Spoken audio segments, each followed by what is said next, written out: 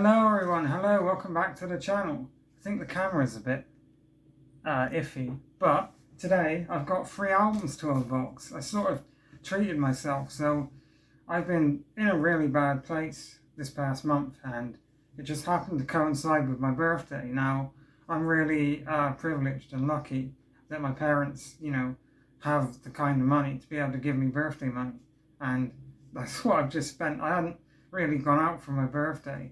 So this was today, and the dental problem, some of the dental problems I was talking about got resolved today. It wasn't as bad as I thought, and luckily I was in and out. The scary stuff is still there, and that's coming down the line, but that's another bridge, another time. I have treated myself today. So I've got 4 albums to show you. One I already unboxed earlier because I had this bowl just numb out from where she numbed it, but these ones are new. I picked them up on the way because I wanted to treat myself. So I think to start with, we're going to start with a very very unknown band, a band that you've probably never heard of. They got big in the 60s, but you wouldn't know them. They're called the Rolling Stones. I'm joking obviously, this is Their Satanic Majesty's Request by the Rolling Stones. Now, this was an answer to the Beatles' Sgt. Pepper's. They wanted to get in on that 60s psychedelia, lots of pretty colours, sort of style. And I believe from what I read up, the band hate this album, or they don't like it. And apparently a lot of people consider it a clone or a rip-off of Sgt. Pepper's. Now, I've never really thought that. I think it's a fantastic album, but, to each their own. And I love the album artwork. This is really cool. So, on Sgt. Pepper's, at the front, there's a little doll that wears a Rolling Stones t-shirt. So on the front of this album, if you can see, the Beatles are featured. So there's John, there's George over there. We've got to have Ringo and Paul. Am I being silly? They're probably on there, I can't see them. But I love this album cover, I love how shiny it is, and I love that picture. And again, the back, it looks like something from like Dragon Quest or something. And then, oh yeah, bloody hell, that is really psychedelic. And I didn't know there's a maze as well. That's cool. Sorry, it's just a plain black record. I won't bother showing you. Oh no, you only live once. A lovely label. That is super cool. So the song from this album I absolutely love is She's a Rainbow. She's a coming in the air, everywhere. She's a rainbow. It's actually my favourite Rolling Stones song is She's a Rainbow. I absolutely love it. And I'm really excited to give this album a listen. So let me know what you think about this album down below. Next up is, it's funny because all these albums are completely different styles of music. So next up, we're leaving the 60s, jumping 2 decades into the 80s. We have a band, I believe they're British, called Inx. The song's New Sensation. It's a new sensation. Amazing song. You gotta give that a listen. Need You Tonight is amazing. Never Tear Us Apart is a great song. And Kick. But this album's fantastic, and I love this band. I believe they're British, they might be American, or even Canadian, you never know. Those Canadians sneak up on you, but they're lovely people. I want to go to Canada, I love Canada. It's one of my 2 places I really want to visit, is Canada and Japan. Oh, and the west coast of the US, but not LA. I'm not really bothered about like seeing Hollywood and all that. I'd like to go to Oregon or something like that. Oh yeah. I'm rambling, but great gatefold on that one. And I'll show you. That is really cool. We have a sleeve. Great sleeve. Yeah, baby, yeah. Yeah. Great label, sorry, my brain is fried.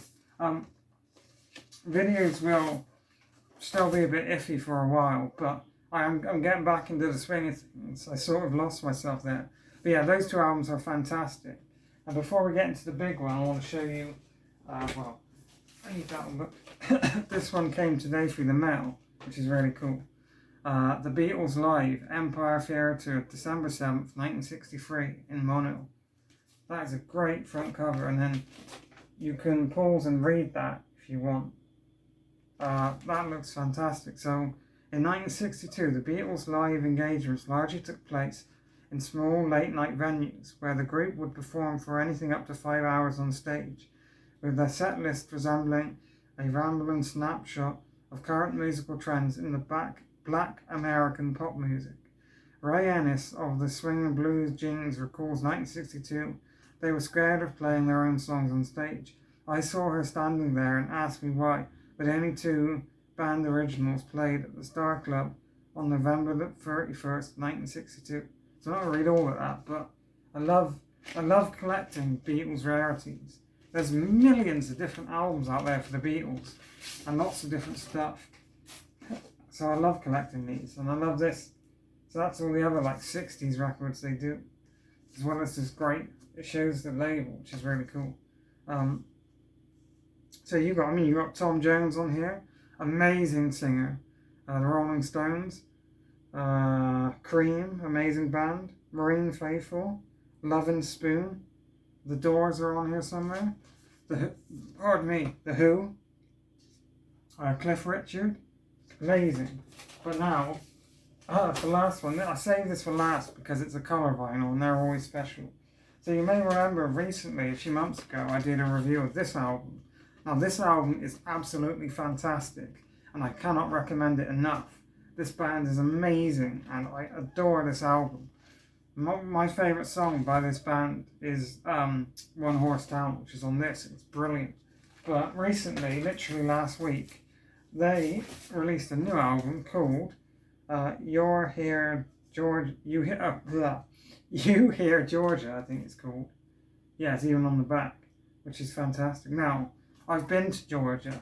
My friend and ex-girlfriend, who I visit every year, she lives in Chattanooga, it's in Tennessee, but it's on the border of Tennessee and Georgia. And because she's a farrier, she works on horses for a living, so she crosses the border all the time.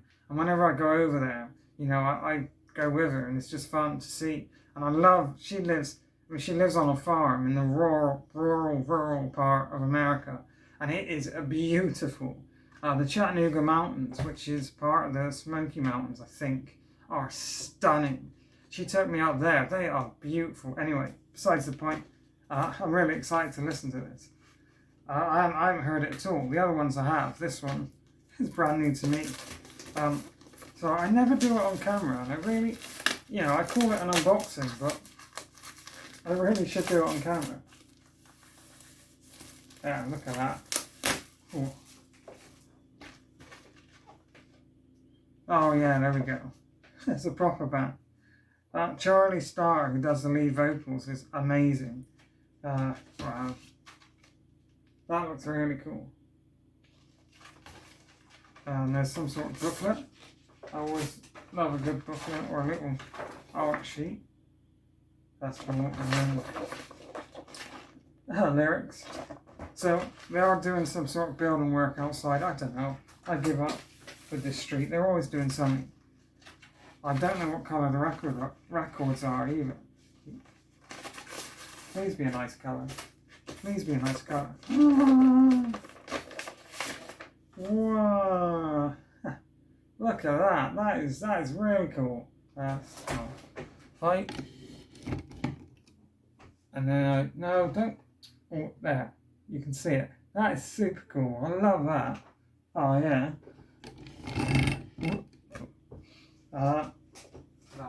Oh yeah, I really am excited to listen to this. You Hear Georgia, the title track. Hey Delilah, Ain't the Same, Lonesome for a Living. So this is country rock. This is pure deep south country rock, and I absolutely love it. The friend I mentioned who I go and visit, she listens to this stuff all the time in her Jeep Wrangler.